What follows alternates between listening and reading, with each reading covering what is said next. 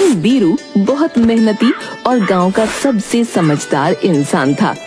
लोग उसका बहुत आदर करते थे। हर साल बीरू की फसल सोना उगलती थी। एक बार बीरू जब राज्य का कर जमा करने राजमहल पहुंचा, तो उसने देखा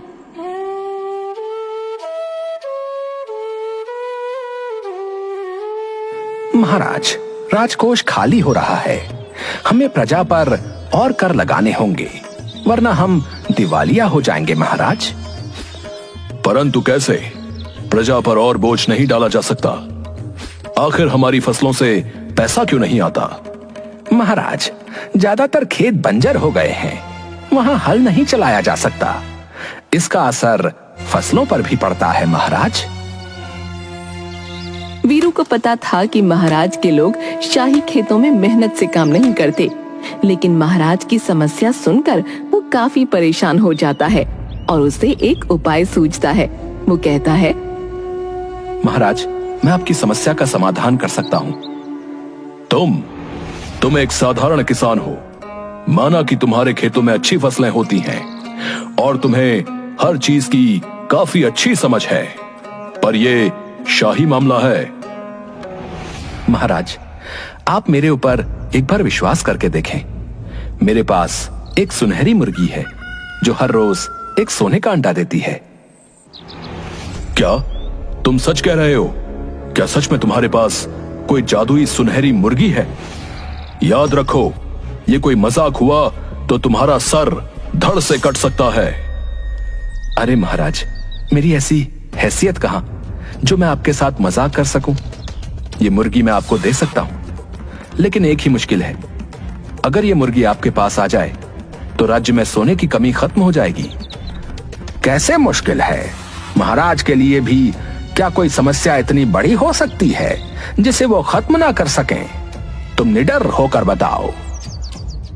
इस मुर्गी को केवल खेत में ही रखा जा सकता है। ये अंडे खेतों में देती है। जितना ज्यादा बड़ा खेत होगा उतने ज्यादा ये अंडे देगी। जितनी ज्यादा मिट्टी मुलायम होगी उतने ज्यादा अंडे सुरक्षित रहेंगे। यह भी कोई मुश्किल बात है? मंत्री जी, अब सैनिकों को आदेश दीजिए कि कल से ही शाही खेतों में अच्छी तरह से हल चलाकर वहां की मिट्टी को मुलायम कर दिया जाए। वीरू, खेतों की मिट्टी मुलायम हो जाने के बाद तुम अपनी मुर्गी को शाही खेतों में छोड़ देना। उसके सोने के अंडे लेने हम स्वयं जाएंगे। राजा के सिपाही पूरे राज्य के खेतों की मिट्टी को नरम बनाने के लिए उसमें हल चलाने लगते हैं। मिट्टी को खूब नरम बना दिया जाता है। खेतों की जुताई देखकर वीरू चुपचाप जाकर वहां अनाज के बीज बोआता है। खेतों की खुदाई हुए 5 दिन हो चुके हैं। अब तक तो मुर्गी ने कहीं सोने के अंडे दिए होंगे।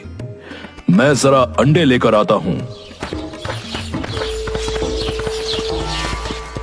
महाराज खेत में पहुंचकर देखते हैं कि मुर्गी ने अंडे तो दिए हैं, लेकिन मुर्गी के अंडे साधारण मुर्गी की तरह थे।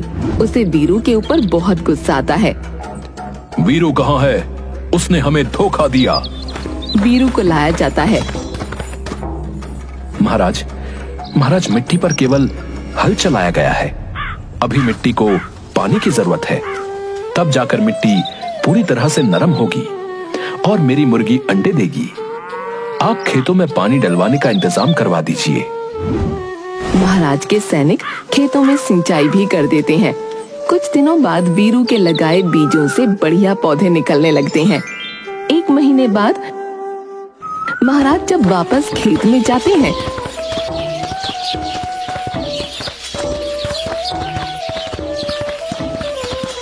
तो उन्हें मुर्गी के अंडे तो नहीं मिलते, लेकिन चारों तरफ खेतों में हरियाली दिखाई देती है। वो फिर से वीरू को बुलाते हैं।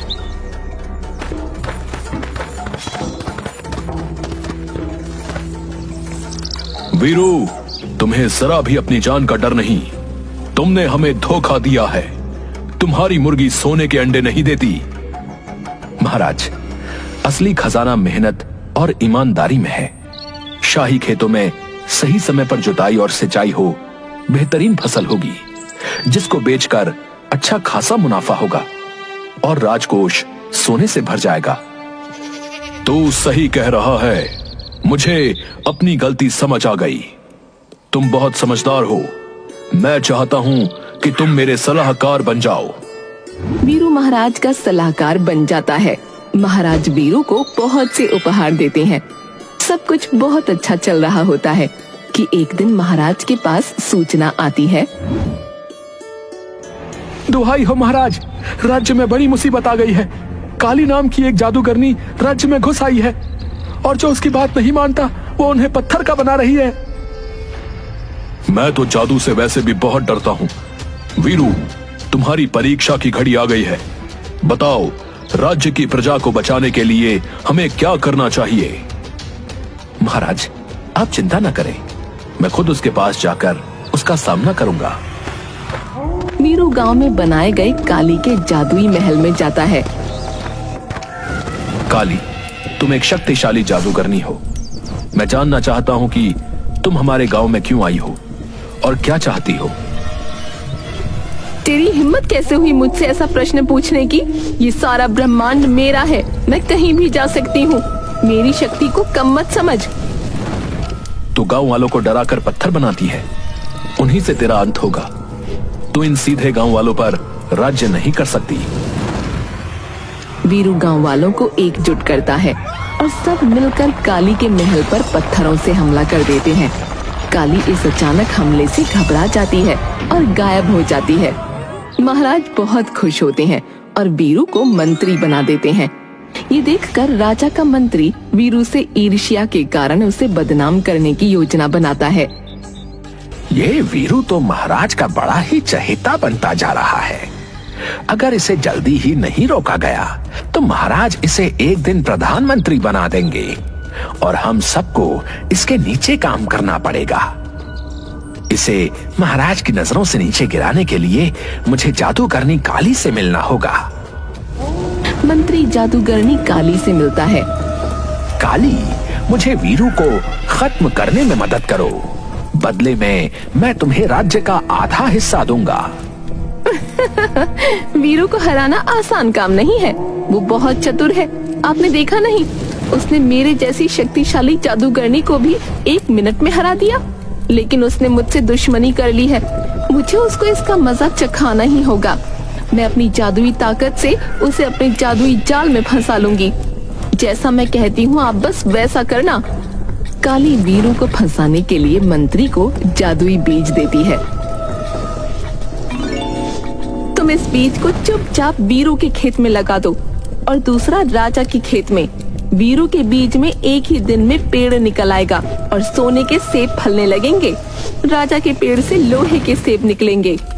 मंत्री बीज लेकर राजा के पास जाता है और कहता है, महाराज, देश की भलाई के लिए मैंने कड़ी तपस्या की। मेरी तपस्या से खुश होकर एक परी ने मुझको ये बीज दिया है और कहा है कि अपने राज्य के सबसे समझदार व्यक्ति के हाथों से इसे खेत में लगवा दो तो इसमें से सोने के सेब निकलेंगे। महाराज, शाबाश, तुम सचमुच देशभक्त हो। ये बीज वीरू को दे दो, क्योंकि राज्य का सबसे समझदार व्यक्ति वही है। वो ये जादुई बीज हमारे शाही खेतों में लगा देगा और फिर सोने के सेबों की फसल हमारे खजाने को और बढ़ा देगी। मंत्री वीरू को लोहे के सेबों वाला बीज दे देता है और उसे शाही खेत में लगाने को कहता है।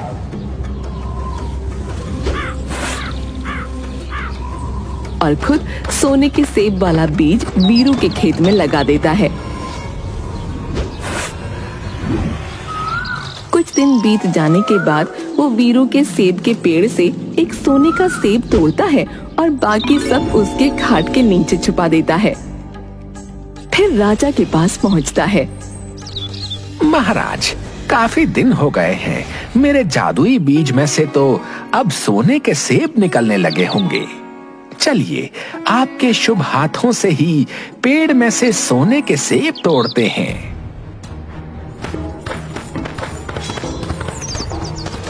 जब राजा वहां पहुंचते हैं तो पेड़ पर लगे हुए लोहे के सेब देखकर हैरान हो जाते हैं। उसी समय मंत्री काली की योजना के अनुसार सोने का सेब राजा को देता है। अरे, हमारे खेतों में तो लोहे के सेब उगे हैं, तो फिर तुम ये सोने का सेब कहां से ले आए? महाराज, मुझे माफ करें, लेकिन मैंने देश के खजाने को भरने के लिए जादुई बीज शाही खेत में लगाने के लिए वीरू को दिया। ये सोने का सेब मैं वीरू के खेत से लेकर आया हूँ। वीरू, मैंने उस पर इतना विश्वास किया और उसने मुझे धोखा दिया। वीरू को मेरे सामने पेश किया जाए। वीरू को राजा के सामने लाया जाता है तो राजा बीज के बारे में पूछता है। महाराज, मुझे किसी बीज के बारे में कुछ नहीं पता। वीरू के घर की तलाशी ली जाए, अपने आप सच्चाई सामने आ जाएगी।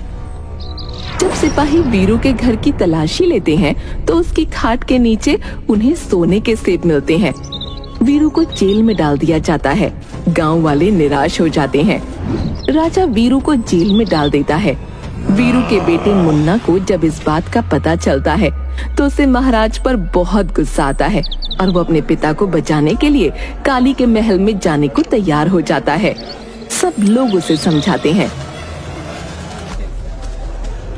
काली महल में जाने का खतरा मत उठाओ, उसकी जादू की शक्तियां बहुत शक्तिशाली हैं, वो तुमको भी पत्थर का बना देगी।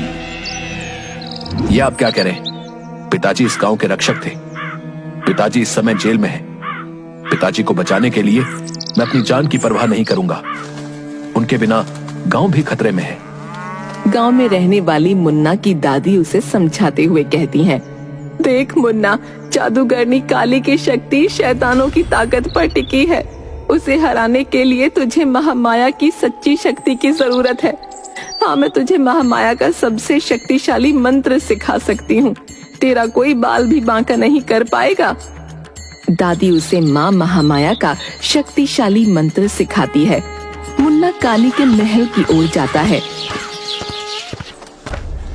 काली के महल में अंदर जाने के लिए कोई दरवाजा नहीं था, इसलिए मुन्ना दादी का सिखाया हुआ माँ महामाया का मंत्र पढ़ने लगता है। मंत्र पढ़ते ही काली का महल हिलने लगता है और काली घबराकर महल से बाहर आ जाती है। मुन्ना को देखकर उसका चेहरा क्रोध से लाल हो जाता है। तू मेरी शक्तियों को ललकारने आया है? तेरी इतनी हिम्मत? काली, बुराई सच्चाई से जीत नहीं सकती। अब माँ महामाया की सच्ची शक्ति तुझे खत्म कर देगी। इससे पहले कि काली अपने मंत्र से मुन्ना को पत्थर का बनाती, मुन्ना जोर जोर से दादी का बताया हुआ मंत्र पढ़ने लगता है, जिसकी शक्ति से काली अपनी शक्तियों को खो देती है और एक साधारण महिला में बदल जाती है। देखो काली, सच्चाई की ताकत ने तुम्हारी सारी काली शक्तियों को हरा दिया है। अगर तुम सचमुच जीना चाहती हो तो तुम्हें महाराज के सामने बताना होगा कि सच्चाई क्या है, वरना माँ माया की शक्ति से नहीं बचोगी। मुन्ना काली को ले जाता है जहाँ गांव वाले और राजा इकट्ठा होते हैं। काली सबको सच्चाई बताती है कि वीरू से बदला लेने के लिए उसने मंत्री के साथ मिलकर ये योजना बनाई थी। महाराज वीरू को छोड़ देते हैं और काली को सच बोलने के लिए बहुत सारे उपहार दिए जाते हैं। अपना इतना सम्मान देखकर काली को पहली बार बहुत अच्छा महसूस होता है। वो सोचती है, आज तक कभी किसी ने मुझसे इतना प्रेम नहीं किया, इतना सम्मान नहीं दिया। मुझे भी बुरी शक्तियों का साथ छोड़कर सच्ची शक्तियों को अपना लेना चाहिए। काली गांव वालों से इजाजत मांगती है कि उसे उसी गांव में रहने दिया जाए। गांव वाले वीरू से सलाह लेते हैं। जब कोई अपनी गलती को पहचान कर पश्चाताप करे तो उसे माफ कर देना चाहिए। मेरी तो यही सलाह है कि काली को गांव में रहने दिया जाए। वीरू के कहने पर गांव वाले काली को गांव में रहने की अनुमति देते हैं। कुछ समय बाद गांव में अकाल पड़ता है।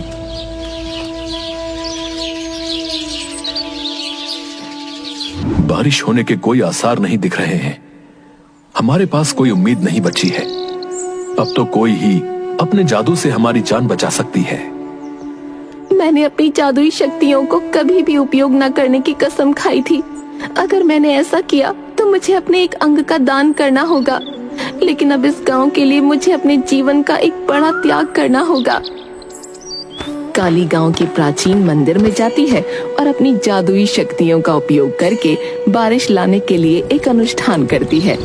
बारिश होते ही काली अपनी आंखें खो देती है। काली मौसी, आपने हमारी जान बचाई है। हम कभी भी आपके बलिदान को नहीं भूलेंगे। मुझे खुशी है मेरी जिंदगी किसी के काम आई। अब मैं समझ सकती हूँ कि सच्ची खुशी प्यार, दया और त्याग में है, और ये गांव मेरा परिवार है। एक दिन गांव में अजीब घटना घटती है। काली जब गांव वालों को जादुई शक्तियों का प्रशिक्षण दे रही थी, मुन्ना दौड़ते हुए आता है और कहता है, काली मौसी, जंगल से एक अजीब प्राणी आ रहा है। तभी गांव में एक बड़ा आधा पेड़ आधा जानवर जैसा दिखने वाला आकार पेड़ों के बीच से निकलता है और वो बहुत क्रोधित लग रहा होता है। अरे काली बहन, ये तो वनदेव हैं। वो कभी हमारे गांव के पास नहीं आए। मुझे दिखाई तो नहीं दे रहा, लेकिन महसूस हो रहा है कि उन्हें हमारी मदद की जरूरत है। गांव वाले वनदेव के सामने इकट्ठा होते हैं। वो गुर्राता है और टेलीपैथी संदेश भेजता है। काली उसे समझ लेती है। काली वीरू से कहती है, वीरू भाई, वनदेव कह रहे हैं कि क्योंकि मैंने सच्चाई का साथ देना शुरू कर दिया है, बुरी शक्तियाँ मुझे खत्म कर देना चाहती हैं। मेरे ऊपर जादुई शक्तियों का काला बादल मंडरा रहा है। काली बहन, तुमने हमेशा हमारे गांव की रक्षा की है। हम तुम्हें कुछ भी नहीं होने देंगे। हम तुम्हें तुम्हारे ही जादू की सहायता से बचाएंगे। हाँ पिताजी, हम कई मौसी के सिखाए हुए जादू से कांटे बुनकर हम उन शक्तियों को रोकेंगे और पेड़ों की बेलें हमारी सुरक्षा बढ़ा देंगी। गांव के लोग काली के सिखाए जादू का इस्तेमाल करते हैं और जमीन में से तरह तरह की बेलें निकलकर एक दूसरे से जुड़ जाती हैं। लेकिन जैसे ही रात होती है, बुरी शक्तियां पेड़ की बेलों की जाल से बाहर आ जाती हैं। गांव में अंधेरा होने के कारण वो इधर उधर वार करने लगती हैं, जिससे गांव वाले घायल होने लगते हैं। मुझे अपनी शक्तियों से गांव में रोशनी करनी पड़ेगी। अगर मैंने रोशनी नहीं की तो वो बुरी शक्तियां पूरे गांव को शमशान में बदल देंगी। समय आ गया है, मुझे अपनी जान की कुर्बानी देनी होगी।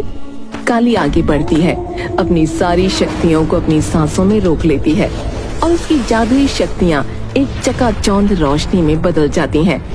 रोशनी से घबराकर बुरी शक्तियां कमजोर होकर गायब हो जाती हैं, लेकिन काली जमीन पर गिर जाती है। वीरू एक सच्चा किसान है। उसकी वजह से सिर्फ मैं नहीं बदली, बल्कि पूरा गांव बदल गया। असली जादू सच्चाई और मेहनत में, आपसी प्रेम में होता है। मैं चाहती हूँ कि मेरा ये गांव हमेशा इस बात को याद रखे। ऐसा कहने के बाद काली की मृत्यु हो जाती है, लेकिन जादूगरनी काली के इस त्याग को कभी भी कोई नहीं भूला और गांव का नाम बदलकर कालीपुर रख दिया गया।